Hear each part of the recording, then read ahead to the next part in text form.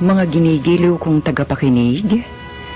Narito na naman po kami sa pagsasadula ng mga pangyayaring lumikha ng suliranin at bagabag na humitik at naging mahalagang bahagi ng buhay.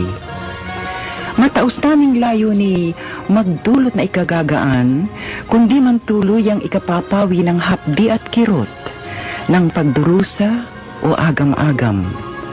Sa huli, ako po'y mag-uukol ng maikling panukala o kuro-kuro na sana'y makasiya sa may-ari ng salaysay, makaaliw sa marami, at kapulutan ng aral ng ibang ang isip ay hinilam ng nanghinang kalooban at